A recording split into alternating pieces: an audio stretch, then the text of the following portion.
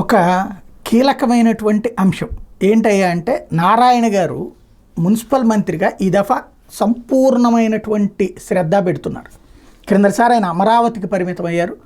ఈ దఫా చాలా సిన్సియర్ ఎఫర్ట్లు పెడుతున్నారు. గ్రౌండ్ లెవెల్ యాక్టివిటీలు, అందులో వరదల్లో పూర్తిగా ఇన్వాల్వ్ అవుతున్నారు.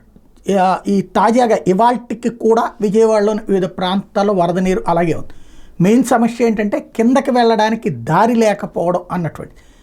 ఫర్ ఎగ్జాంపుల్ ఇక్కడ రోడ్డు ఇట్లా ఉంటుంది, ఇటు పక్కన పల్లం ఉంటుంది, ఇటు పక్కన పల్లం ఉంటుంది. ఇటు నీరు అటుకు పోవాలంటే ట్రైన్లు ఏమి రోడ్ల కింద ఉండవు కదా, అండర్ గ్రౌండ్ డ్రైన్స్ ఉంటాయి, ఇళ్లకుంటాయి తప్పించి ఈ నీళ్లు అటుకు పోవడానికి ఎట్లాగా.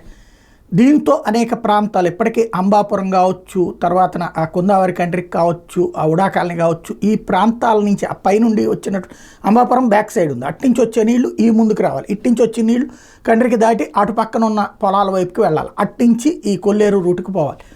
అది లేక ఇబ్బంది పడుతున్నటువంటి సందర్భంలో వరద నీరు తగ్గిపోయినా కూడా ఇంకా నిల్వ ఉన్నటువంటి ప్రాంతాలలో 10 జేసీబీలను రప్పించారు. అక్కడ రోడ్లని తవ్వేమన్నారు. రోడ్డుని 3 చోట్ల తవ్వడం ద్వారా వరద నీరుని బయటికి పంపించేందుకు ప్లాన్ చేసుకొచ్చారు. కొన్ని ప్రాంతాల్లో మాత్రమే నీరు ఇప్పటికీ నిల్వ ఉన్నటువంటి నేపథ్యంలో ఈ కీలకమైనటువంటి నిర్ణయం తీసుకున్నారు. రేపు సాయంత్రానికల్లా మొత్తం నీరు తగ్గిపోయేలా ప్లాన్ చేస్తున్నారు నారాయణ.